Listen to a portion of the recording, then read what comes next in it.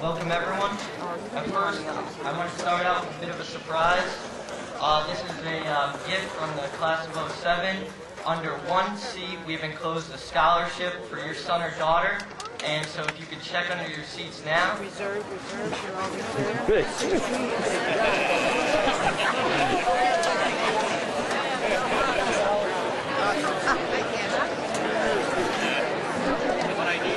Thank you.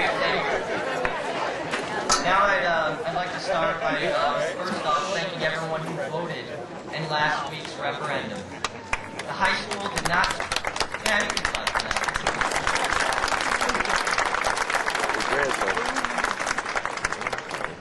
I feel the high school did not truly need these renovations, though. I mean, who here, honestly, didn't like it when we had to have history in the pool because of the lack of classroom space?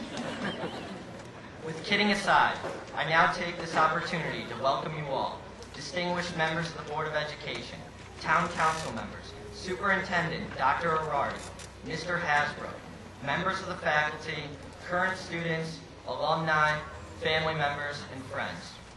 As class president, I am honored to share a few opening remarks with you.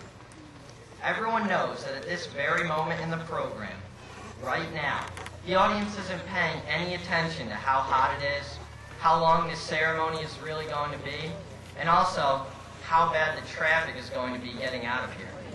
Well, maybe now you are. Anyways, as is common with graduation speeches, I'd like to start you all off with a quote. When you chase a dream, especially one with plastic chests, you sometimes do not see what is right in front of you. This quote by Borat Sagdiyev holds true in all of our lives. When we obsess over one single thing too closely, we become blind to all other things around us. We may even become ignorant of the things that are truly important: our health, our family, our cell phones. And in this day and age, ignorance is not something you want to go around advertising to others, unless, of course, you plan on being a Hollywood celebrity.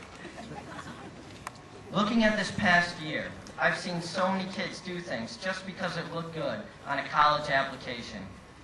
Why else would student council have that many members? Everyone is guilty of this narrow-mindedness, though, at one time or another. Even when I, myself, look into the mirror and I see this attractive young man with chiseled abs and a pretty big smile, I see a kid who has committed the same offense. Well, ladies and gentlemen, I encourage you to end this practice of strict adherence to one idea.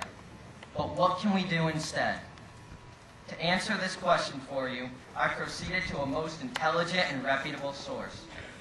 According to Wikipedia, an intellectual is one who uses his intellect to study, reflect, or ask and answer questions with regard to a variety of different ideas. These different ideas are what we all must pursue to understand. Be grateful for what you have. Let your guard down and rid yourself of all of your prejudices. Well, except for the one that Taft kids are elitists. We all know that's true. Even looking at a local town issue, the windmill, it is a symbol of an alternate solution whose supporters have stopped focusing on the status quo. I say go ahead and build that windmill. So what if it's useless? Windmills are cool, and how many people can say they have a windmill in their town?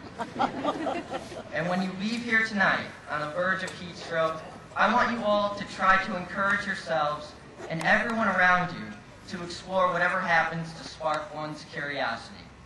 And for all my friends going into business, make sure to make enough money to support the rest of us when we realize that being smart, open-minded intellectuals won't pay the rent. And to conclude, as King Leonidas once said, in a movie that really carried no historical significance whatsoever, remember this day, men, for it will be yours for all time. I welcome you all to the commencement of Watertown High's class of 2007.